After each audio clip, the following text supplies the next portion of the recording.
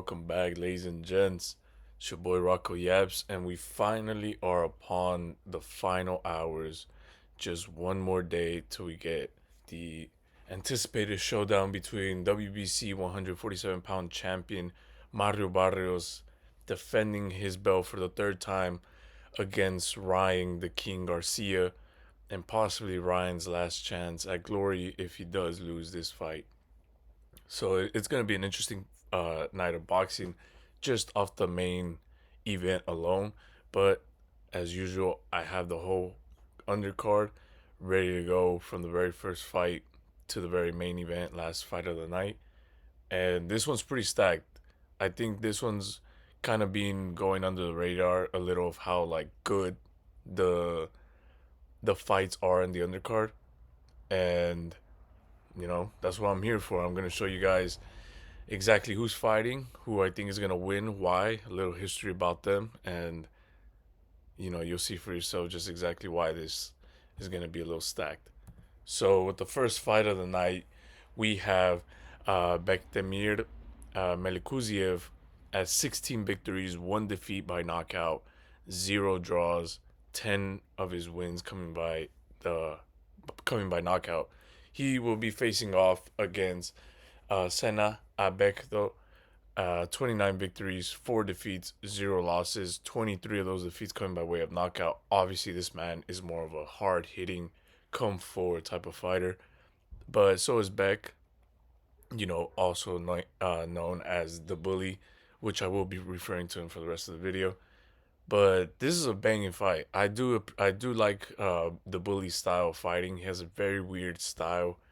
Um, you could always expect a good fighter to come out of like Eastern European regions like Kazakhstan where the bully's from, Ukraine, Russia, all these places. So but it's always weird because they're very technical, they're very about angles, they're very about precise movements and precision and rhythms and stuff like that, foot control. But the bully fights very weird. He fights like, if you know who Navarrete is, he fights like if Navarrete, instead of being born in Mexico, was born in Kazakhstan. That's how he fights. He fights very unique. He has a very hard way of deciphering what his style is. He doesn't really have a style. But one thing he does do, and it got him the nickname, is he is a bully to the body. He punishes very severely to the body, and most of his knockouts are like that. Now, a little history about the bully. He is a southpaw from Kazakhstan. Obviously, he's named the bully, like I said. He's a 2014 Youth Olympic gold medalist, 2015 Asian Championship gold medalist, 2015 World Amateur Championship silver medalist, 2016 Summer Olympics in Rio silver medal champion, 2017 World Amateur Championships where he won a silver medal in that one. He then had 2 more years as an amateur where he didn't really do much at a high level. But then in 2019, in June, he decided to turn pro. In June of 2019, he had his first fight. And by November of that same year, he had a record of 3 victories, 3 of them by knockout, 0 defeats, 0 draws. And in November of 2019, he was signed by Golden Boy Promotions, where then he had 2 more wins. Uh, before he so after signing with Golden Boy, he had 2 victories, and in his third fight with Golden Boy, so in his sixth fight overall, he was going for his very first title, which is the WBO Intercontinental Championship belt at 168 pounds, which he did become the winner and became the champion of that belt. He defended it successfully before getting KO'd by Gabriel Rosado. So he had one win where he defended the belt. Then, as a kind of step up to kind of see if the bully is good or not, or how serious we should take the bully, they gave him the hard veteran, hard tested, unfortunately never world champion contender, Gabe Rosado, and Gabe, like a experienced matador, he destroyed the young bull in 3 rounds. There were some good moments that the bully was having, but he was just being too open, too exposed, too risky, and he got caught. And I believe it was like around the third or fourth round where Gabe Rosado did win by knockout. After that, he had three comeback fights where he won all three of them before going yet again for another title, uh, which in this case is the WBO Global at 168 pounds, which he did win. And then after winning the belt, he had a rematch with Gabe Rosado, where he was very much improved, very different. I love seeing that fight. The difference in quality of fighter that he went from the first Gabe Rosado fight to the second Gabe Rosado is astonishing. He wasn't looking for the knockout like he usually does. He wasn't being recklessly pressuring forward. He wasn't exposing himself unnecessarily. He was being very calculated, very good with his defense, very good with his offense, and he was dominating in a unanimous decision victory against Gabe Rosado. Very dominant performance by him. After that, he had three more victories where then he landed his very first WBA title eliminator fight and he won, and that was against a guy called Fojum. And now we are here. Now, this is a fight that's going to be 10 rounds for the only belt being in play is the WBA Continental Americas belt, which belongs to the Bully.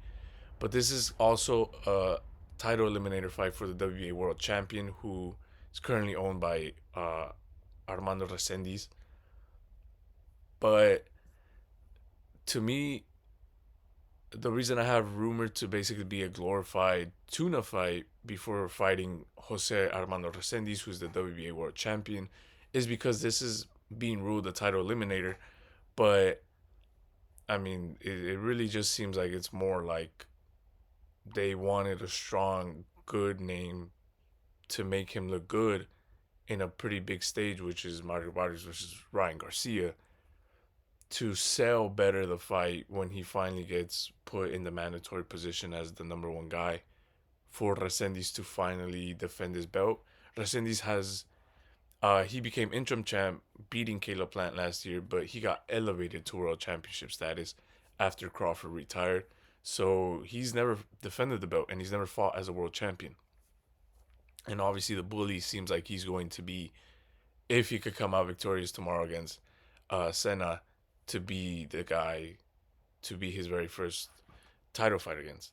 So that's why I see it like as a glorified tune-up in the sense of like they're elevating this tune-up into an eliminator fight in order to give credit to the Bully if he does win that he has two fights that were deemed elimination fights, and he becomes a mandatory challenger for Resendi's World Championship belt. Now in the other corner you have Sena Abeco, who is 29 victories, 23 of them by knockout, 4 defeats, 0 draws. Not much of an amateur record compared to the Bully, but he does have 15 fights in the professional. He won first 15, all of them by knockout.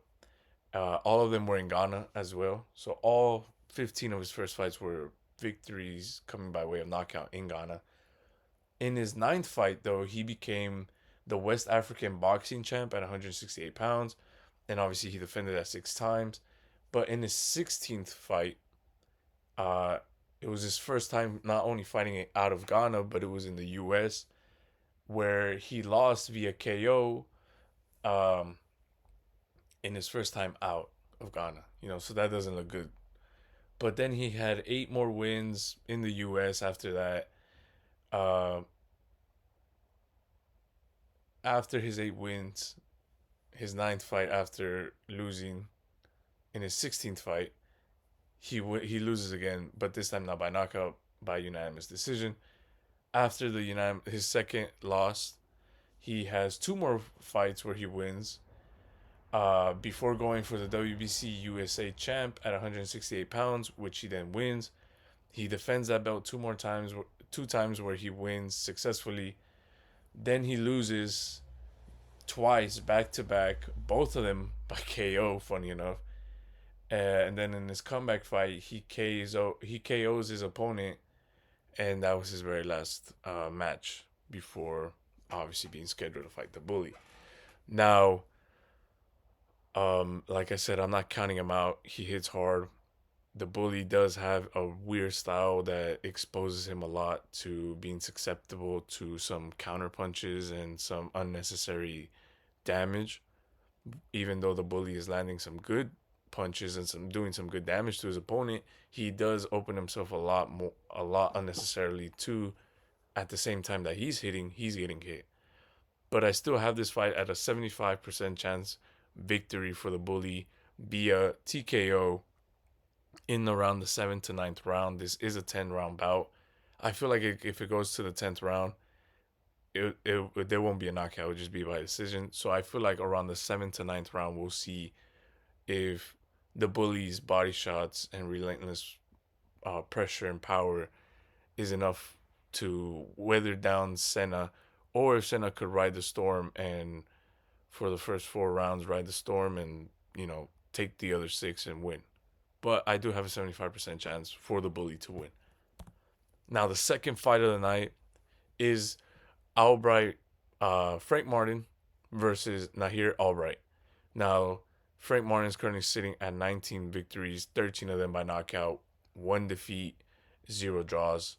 Obviously, that defeat being by the hands of Gervonta Tank Davis. Nahir Albright in the other corner is at 17 victories, 7 by knockout, 2 defeats, zero draws. Um, Now, if you don't know anything about Ghost at all, or you didn't know about him until he lost until Tank, uh, his record is not really that extensive. So he had a record of 18 victories, 2 of them being WBA title eliminators, all 18 in the 135-pound division. So his first 18 fights were all in the 135-pound division, where he didn't really fight for a belt at all.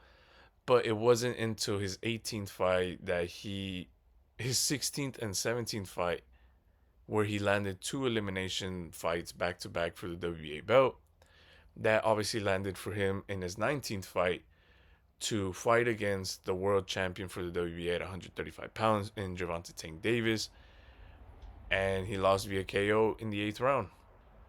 Now, that loss seemed to really affect him in a way, because he took a 18-month hiatus from boxing. He he lost that fight and he's just gone for 18 months. But after his hiatus, after 18 months, not only did he finally decide to return, but he decided that he wasn't going to be at 135, that he was going to move up to 140. Uh, and in his first fight at 140, he fought for the WBA Continental America title belt, which he did win via 4th round KO, which your boy did predict. I predicted he was going to win. I did say by unanimous, but I said also that if he was going to win by KO, it was going to be around the 6th to 8th round. But he surprised me and not only won by knockout, but won in the 4th round. Pretty good. And that was back in December of 2025. And now we are here where he's going to fight already fucking like around 2 months later. So it's just back to back fights.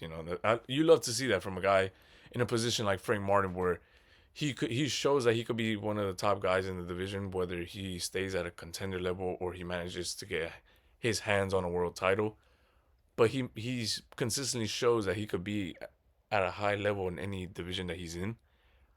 So, but obviously after the defeat that was very crushing and the 18-month hiatus, he needs to come back fast.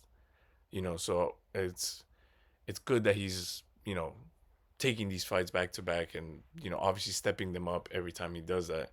For example, I believe Albright's a step up to his last opponent.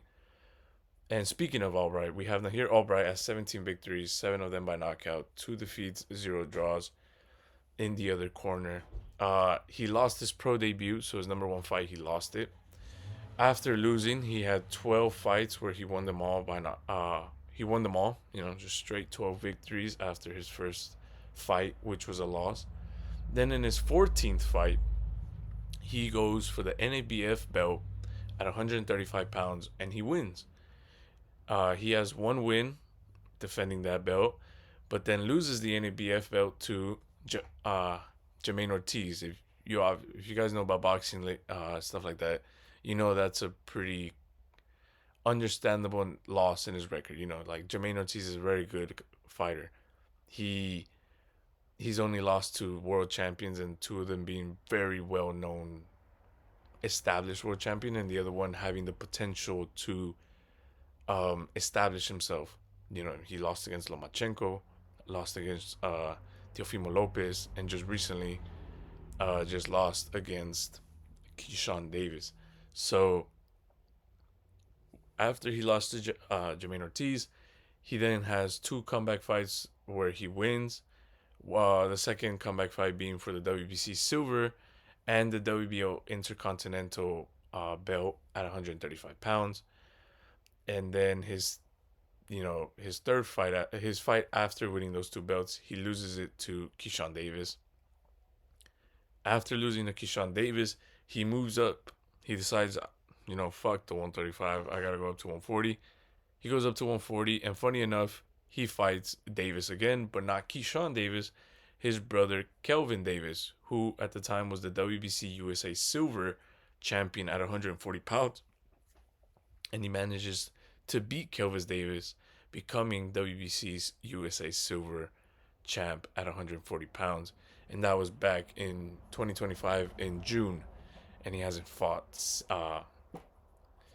That was back in June of 2025, and he hasn't fought since. So, I mean, yeah, this is a fucking interesting fight. Despite Martin being a WA Continental Americas champ and Albright being WBC USA Silver champ at 140, both of them at 140. This fight won't be for any of those belts because apparently this fight was ruled to be at a catchweight at 142 pounds. Now, this fight is going to be 10 rounds at a catchweight at 142. And in my opinion, I think it's because of Frank Martin. I think because since he's so eager to just come back and fight, he accepted the fight, but he probably didn't have enough time. I mean, just back to back, coming from December, I think it was like mid-December where he had his last fight.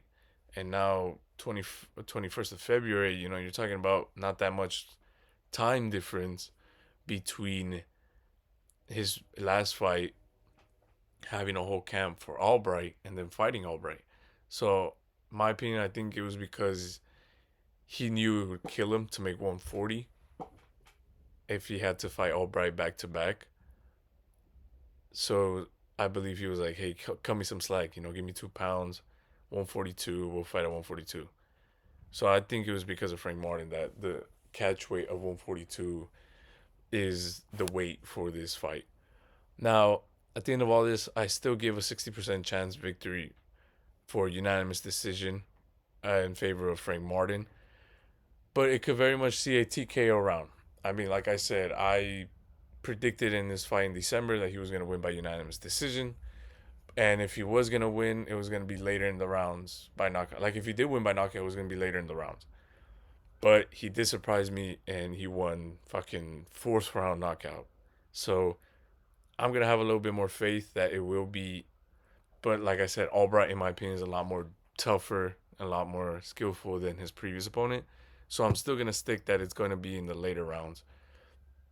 So 60% chance of unanimous decision victory for Martin. But if it is by knockout, I see it around the 7th to 10th round for your boy Martin. Now, Gary Antoine Russell finally going to be fighting as a world champion. And this is the first fight of the night that involves a world title, a world championship title. Gary Antoine Russell, 18 victories, 17 of them by knockout, 1 defeat, 0 draws, will be defending his title against Andy Hiroka, who is undefeated at 24 victories, 19 of them by knockout, 0 defeats, 0 draws. This is a 12-round fight at 140 pounds for Russell's WBA World Championship title. This is also Russell's first time defending his title. And this is also Hiroka's first time ever going for a world title. So that's a little fun fact for you little fools. But yeah, for those who don't know, Gary Antoine Russell, his first 17 fights, he won them all by knockout. I remember he was gaining popularity just like Edgar Berlanga in the sense of like who's this guy who's just winning all his fights by knockout. Obviously, Berlanga got a little bit more popular because all of his 16 knockouts in a row were all in the first round, so that's why he got a lot. He got a little bit more attention. But Russell was getting all his knockouts to the point where his first 17 fights were all wins coming by way of knockout.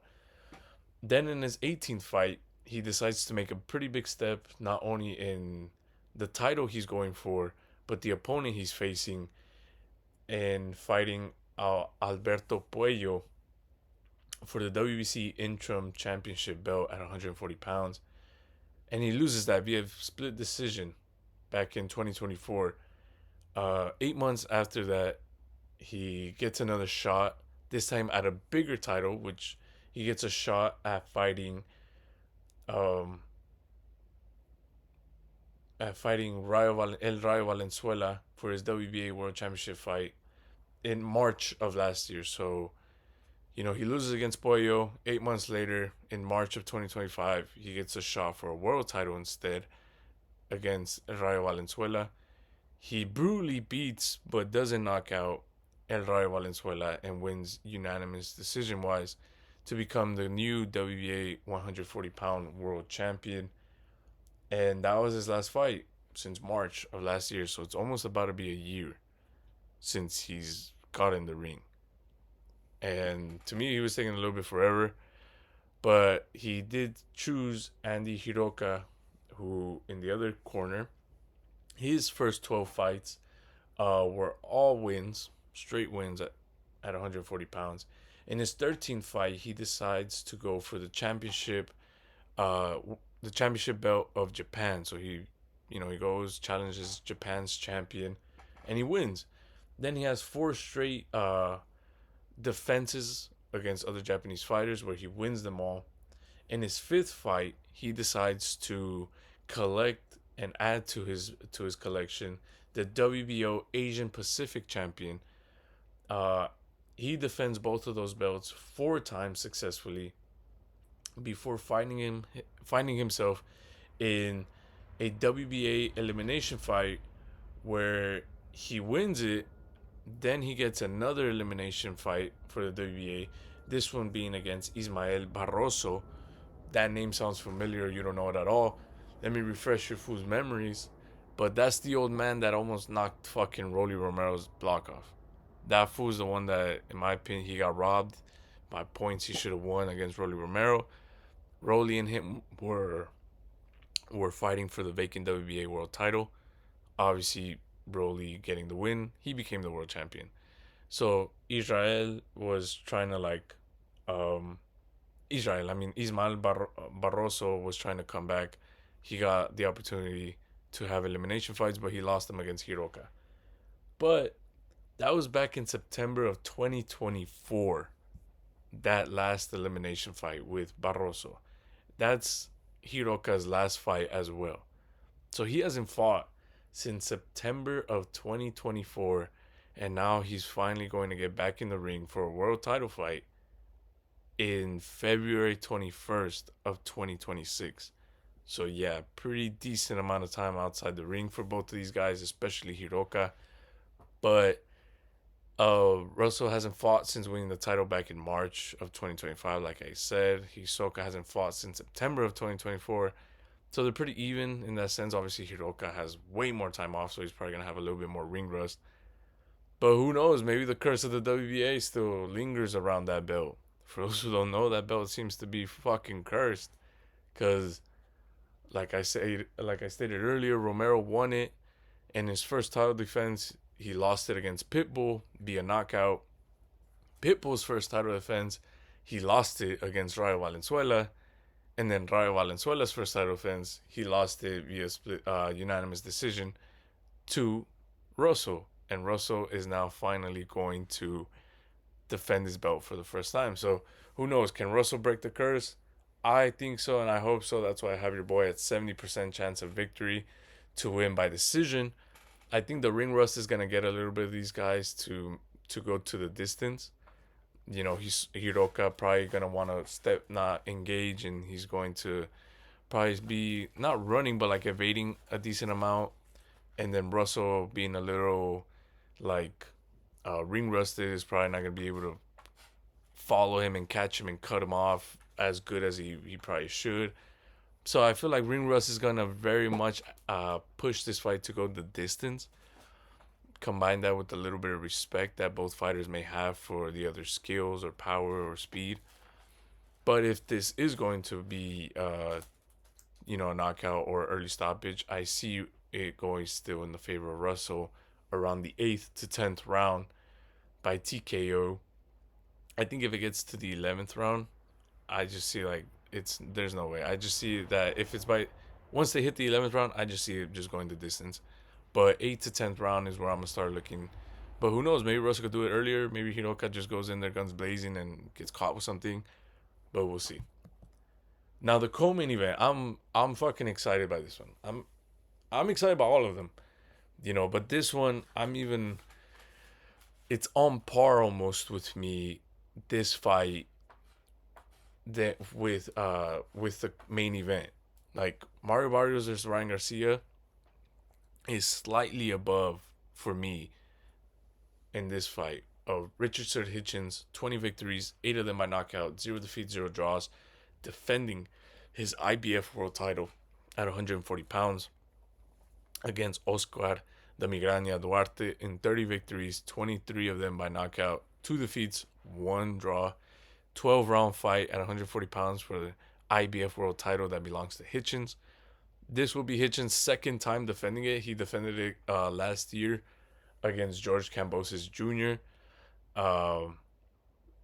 He stopped him in the 8th round via liver shot. That was a very good performance for him and a very good title defense for him. But in my opinion, Duarte is a lot more dangerous than George Kambosos Jr. But this will be Duarte's first time ever going for a world title fight. So I feel like that's just more motivation and making Duarte a lot dangerous than he already naturally is. But you fools may not know much about these guys. So Richard Hitchens, his first 14 fights were all wins, all victories. Obviously, since he's fucking undefeated. But his 15th fight, he went on to go fight for the IBF North American title, which he did win. In his 16th fight, he then proceeded to go and collect and add to his his resume the WBC USA belt. Then in his 17th fight, he decided to go and add to the collection and go collect the WBO NABO belt. Then in the 18th fight, he fights Lemos for the IBF World Title Elimination fight, which he wins. Then in his 19th fight, because of the elimination fight, he gets a shot at being Liam Paro's very first title defense. So Liam Paro wins the title, and his very first defense is against Richard Hitchens, who had become the number one challenger for the IBF belt, where Richardson Hitchens beats him via unanimous decision to become the new IBF world champion at 140 pounds. Then in his 20th fight, like I stated earlier, he proceeds to do his first title defense against George Kambosos Jr., who was making his second fight at 140 pounds, where he gets stopped via the 8th round by a body shot to the liver back in June of 2025. And that was Hitchenson's last fight. He hasn't fought since. Now in the other corner, we have Oscar Duarte, who all of this is at 135 pounds. I'll let you know when he moves up to 140. But so far, everything I'm going to be talking about, 135 pounds. He has 2 wins. Then in his third fight, he has a draw. Then he has 13 straight victories after his draw. In his 17th fight, though, he goes for the WBC Continental Americas title, and he loses it, being the first loss in his career. Then he has 3 wins after that loss. And in his 21st fight, he decides to go for another belt, this time being the NABF title, which he proceeds to win. Then he has 7 more victories in the 135-pound division, which he then proceeds in his 29th fight to go up to 140 pounds and debut there for the first time against Ryan Garcia. Ryan Garcia was coming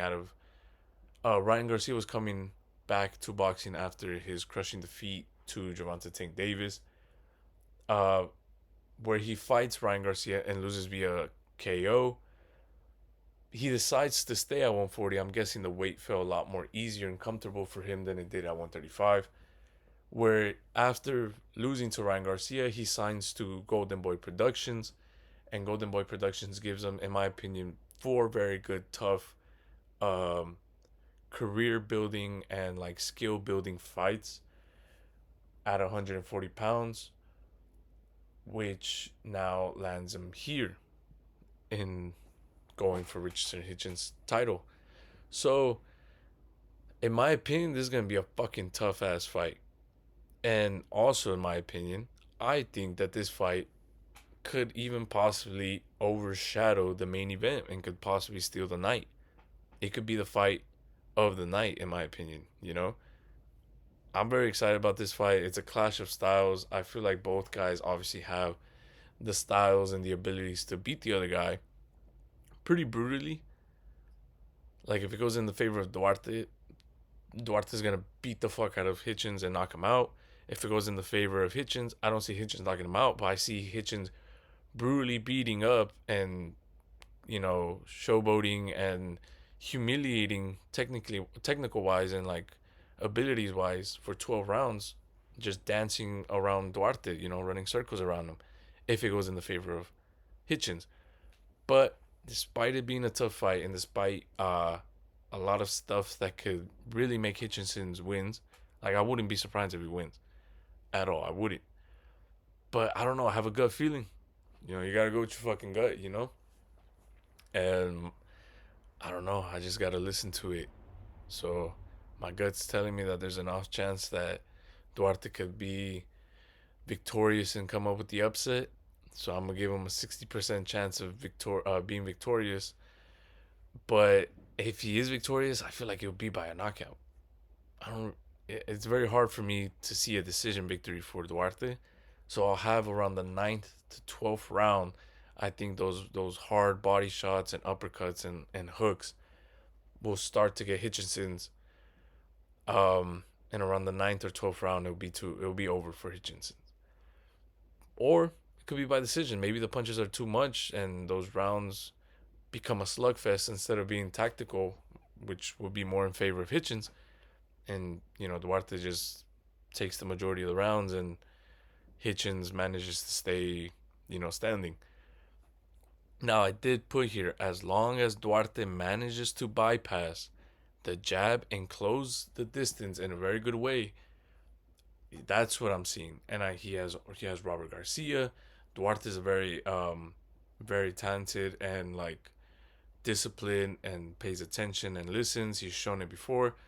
He has good experience. Like I said, those 4 fights after Ryan Garcia, the Ryan Garcia fight itself is a good kind of like experience build up for someone like Hitchens. So I just view it that he could do it.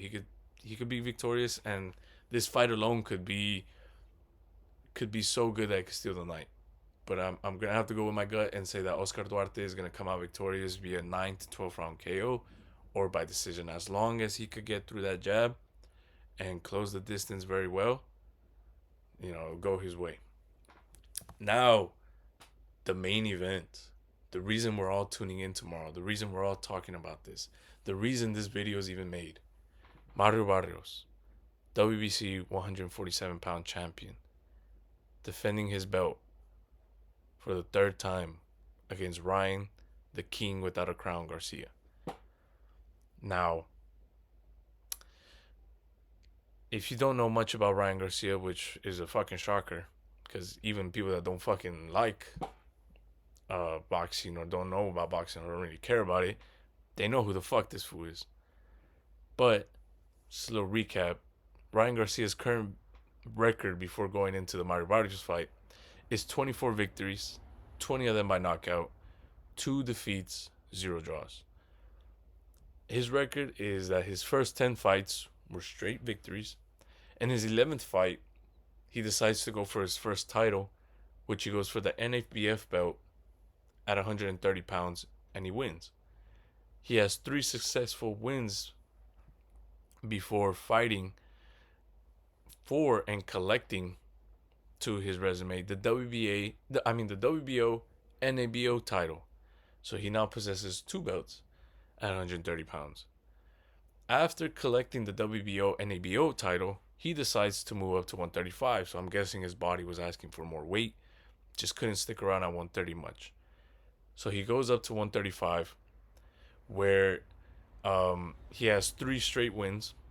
Before in his 19th fight, he goes for the WBO, NABO, and WBC silver titles at 135 pounds, which he wins and becomes the champion of those titles. He has 1 win defending those 2 titles, and in his 20th fight, he gets a pretty big step up, and it's kind of like the explosion of his professional career to the point where like we know him as the Ryan Garcia now.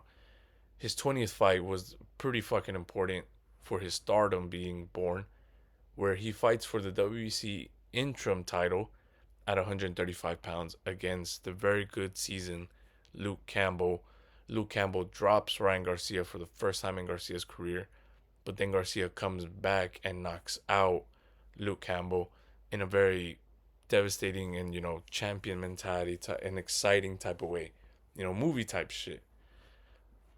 But after that, you have the whole fucking mental health thing where Ryan took a pretty long hiatus. Once he comes back to boxing after his hiatus, he decides that his return is going to be at 140, where he has 2, just whatever fights there against lower level individuals, respectable lower individuals though. Before getting a fucking big ass fight with Gervonta Tank Davis at a catch weight at 136 pounds with a 10-pound rehydration clause. So that means that Ryan Garcia couldn't make 135 anymore. He was too big, but he would push himself to make 136. But he would still have to weigh no more than 146 pounds the day of the fight. So he couldn't rehydrate himself fully and everything. Uh, you know, obviously we all know the fight. We've all seen it. Like I said, anybody who doesn't even watch boxing knows about that. He gets stopped by a liver shot by Tank Davis. After that crushing defeat, he goes back to 140 where he fights Oscar Duarte. Just fucking mentioned him. And he beats Oscar Duarte by knockout. And even Ryan said that to this day, it's still the hardest punch he's ever felt in his life. Most hardest hitting guy he's ever had to face is Oscar Duarte. So he managed to do that for 8 rounds before stopping Oscar Duarte. Then he gets his first ever world title shot after beating Duarte. He gets the shot to fight Devin Haney for Haney's 140-pound WBC world title. And even though initially Ryan won that fight, it didn't make him world champion because, I don't know, Ryan was just fucking all over the place and he was just wild in that whole camp. He didn't come in weight. He came weighing 142 and a half pounds. So rules are rules. Even if he wins, he's not the champion because he's not fighting for the 140-pound weight limit. So even though he beat Devin Haney, he didn't become world champion. And then obviously we know the whole Austrian thing, ruled a no contest, and then he was banned for a whole year before he was able to come back. When he came back, he decided he was going to go up to 147, said I can't do 140. He goes up to 147, fights Rolly Romero in an anticipated match in Times Square for the WBA world champion, quote unquote. But it's basically a glorified interim title. So I'm just putting interim. I'm just going to say interim because that's what it means. It's just fucking glorified interim title. But he fights for the WBA interim title at 147 pounds against Rolly Romero, and he loses that shit. And that was back in May of 2025. and he hadn't fought since. We were figuring out if he's gonna come back, when, who, where, and now we know it's against Mario Barrios.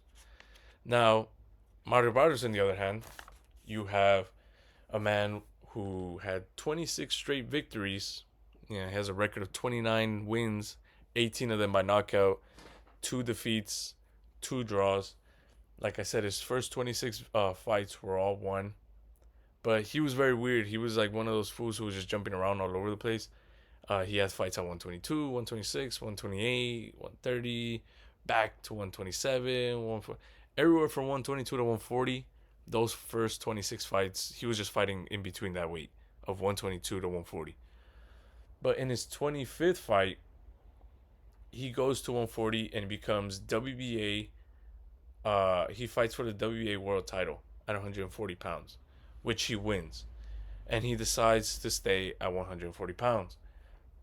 Seriously, though, like, he decides seriously to take the 140 pounds as his division. In his 26th fight, though, he defends it successfully, but it's in his second title defense in his 27th fight where he has a rehydration clause also against Gervonta Tank Davis, and Davis took him 11 rounds to stop via liver shot Mario Barrios, and that fight made Tank Davis never want to go up to 140 ever again. And Mario Barrios, on the other hand, he was like, I just can't stick around to 140 anymore. I'm a pretty big kid, so I got to go up. After the defeat to Tank in his 28th fight, he makes his pro debut at 147 pounds against Keith Thurman, where he got fucking brutally beat. He's still being the warrior that he is. He not only doesn't get knocked out, but he fights back. But it was just too much. Keith Thurman, too much experience, too much skill combined, too much for him. So he loses that. But then in his 29th fight, he goes for the WBC Continental Americas belt and he wins. Then in his 30th fight, he goes for the WBC interim title against Ugas, who Ugas is a fucking good ass under the radar fighter. And he beat Ugas. So that's when I started getting more respect for him. I had some respect before the Tank fight. I saw like my first fight of Barrios was like his second fight before Tank, and that's when I started like liking his style. Then I didn't really give him too much shit because he lost to Tank because of that whole rehydration stuff. Plus he was already showing signs that he didn't want to make 140 anymore. He wanted to move up, but obviously he didn't want to miss out on the opportunity of fighting a big ass name like Gervonta Tank Davis. So he stuck around at 140 one more time for Tank. And then you add the rehydration clause that Tank put on him. I don't give him too much shit for losing that fight. But he moves up to 147. In my opinion, he should have had at least one tune-up fight at 147, get his body used to it before fighting someone like Keith Thurman. But kudos to that motherfucker, Barrios. He decides, hey, I don't need no fucking tune-up fight. I'll fight Keith Thurman. I wouldn't want to miss the opportunity to fight someone like Keith Thurman. And it cost him. It cost him getting brutally beat up. But then, with the Ugas fight, that's when I got more, not only gained the respect the little bit of respect I lost, but like gained even more than I originally had for him. Because Ugas is one of the most underrated fighters at 147 in my opinion. And he managed to beat him, becoming the WC interim title holder. And in his 31st fight, the fight after beating Ugas, he defends his belt against Fabian Maidana. Now, the last name may sound familiar, but it's not Marcos Maidana. Fabian Maidana is Marcos Maidana's younger brother. So he beats Fabian Maidana. And after beating Fabian, he gets elevated to WBC World Championship status. He was the interim title holder. Crawford, after being undisputed against, Earl, he decides to move up to 154. All the belts scatter. And Mario Barrios got elevated to WBC World Championship status. His first fight as a world champion, his first title defense, was against Abel Ramos in the undercard of Jake Paul versus Mike Tyson, where he drawed. It was a back and forth brutal war between both of them, and it drawed. Uh, in my opinion, it looked kind of bad on Barrios because Abel Ramos wasn't really at that level that Barrios has shown he was competing at. And to go to war and tie, it just didn't look good. But, it could be a fluke. He hadn't fought for a bit. And then, maybe the scenario and being world title holder for the first time probably got to him. Who knows? But in his second title defense, back in July of 2025, he fights Manny the Pac-Man Pacquiao. I know I don't need any, introductions to the Pac-Man, but he fights Pacquiao where he has a draw yet again in a fight where people believe Pac-Man won. In my opinion, Pac-Man didn't win. I think people are being biased towards it being Pac-Man and Pac-Man being a 46-year-old man who hadn't fought in 4 years, and his last fight 4 years ago was uh against it was an exhibition match where he didn't even look good in. So I think people are basing themselves off of that he managed to rewind the clock and look good against an active world champion who's in his prime with all that against Manny Pacman. But I'm not putting that. I'm not making that judge cloud my judgment. I saw the fight. Both fighters didn't do jack shit more than the other guy. None of Barrios nor Pac-Man did enough to beat the other guy. They both were either respecting each other too much or having complications and trying to engage what they wanted to do with the other guy. Manny Pacquiao for a lot of times was having trouble with the distance and the jab and the reach of Barrios, and Barrios sometimes in moments in that fight was having hard time with the speed and combination of Manny Pacman. So, but yeah, after that Pac-Man fight, here we are. February 21st, the return of both of these guys. Now, this will be Barrios' third title defense, and this will be Garcia's second time going for a world title. Both are very similar. I mean, they're super fucking similar. These fools are Mexican American. They're both similar heights. Ryan's like 5'10", 5'11". Barrios is 6 foot. They're both similar in the weight that like the lightest Ryan fought in was like at 127, and the lightest Barrios fought in was at 122, and now they're here at 147. They both have very similar reach, and they're both similar age. I think Ryan's like 27, 28 years old, and fucking Barrios is like 30 years old. So, they're very similar fucking dudes.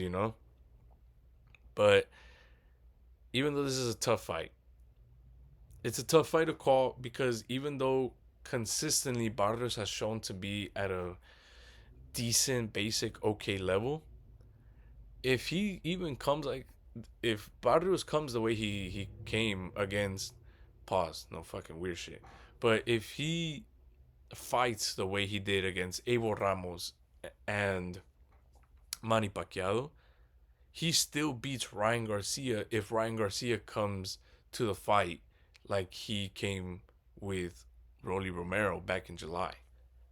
That version of Garcia is going to get whooped for 12 rounds by Mario Barrios, even if Mario Barrios is coming like he's shown consistently to be at an okay, basic, mediocre level for the last two fights.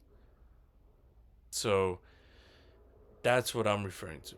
But if Ryan comes prepared, or at least comes with the mentality that he had with Devin Haney, but he comes prepared like he was with Luke Campbell, you combine that mentality and that training, Barrios, which Barrios is looking good in his training and he's looking good with his new trainer, that's just going to be a fucking nightmare for Barrios. A Ryan Garcia with the mentality of winning and not giving a fuck when he fought Devin Haney, combined with the preparation that he did in order to beat Luke Campbell, I'm sorry that Ryan Garcia, very few could beat him at 147, and Barrios ain't one of them. But if Garcia comes to this fight the same way mentally he was with Rolly Romero, and he comes physically trained like he did with Devin Haney, which was shit, then the mediocre basic level, mentality and fighting that Barrios has been doing in his last two fights, that's still gonna be enough to beat that version of Ryan. But based off what I've seen in the interviews, in the media, press conference, and training and all that, I see a Ryan Garcia that's similar, not super crazy, but it's pretty similar, more calm, tamed version of his mentality when he was getting prepared to fight Devin Haney. But physically, how he's training and conditioning himself, I see it very similar to how he was training for, like, Luke Campbell, Javante Tank Davis. So that's why I see a 60% chance of victory for Ryan Garcia to be victorious. And I do see a knockout. I don't see it early like a lot of people do. Barrios has shown to be too fucking tough to just go out early.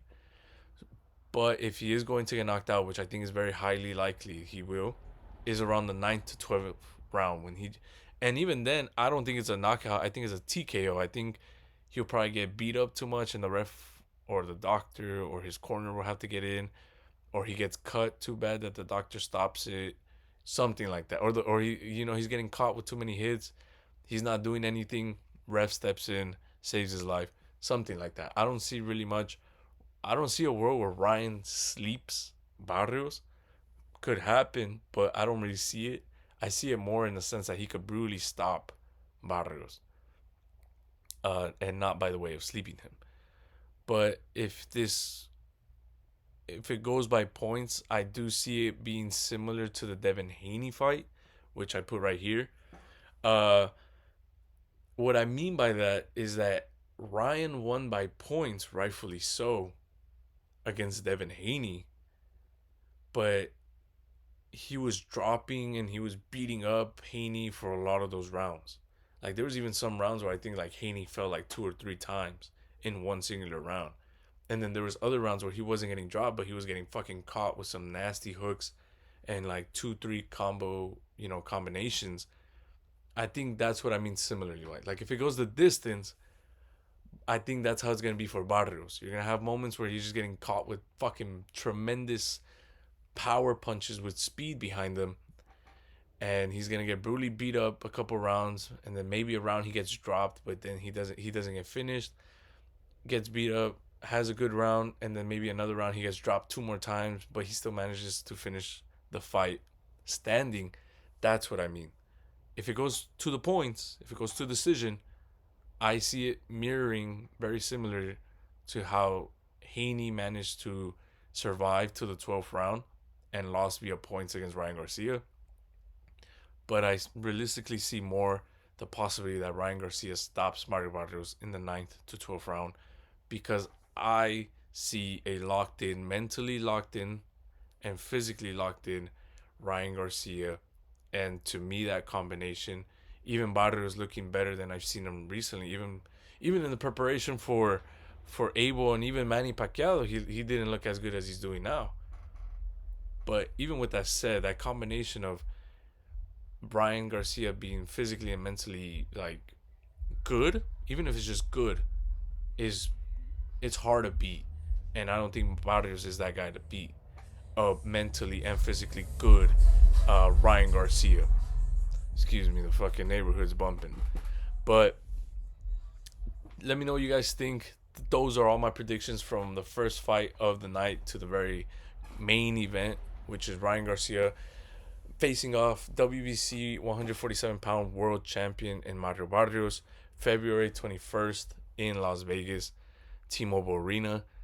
Let me know who you guys think. Let me know which ones you think I'm tripping or which ones you think I'm this homie spot on. Let me know what you guys think, and stay tuned, because if you're new to my channel or you haven't been here in a bit, I always post on Sunday, the day after the fight.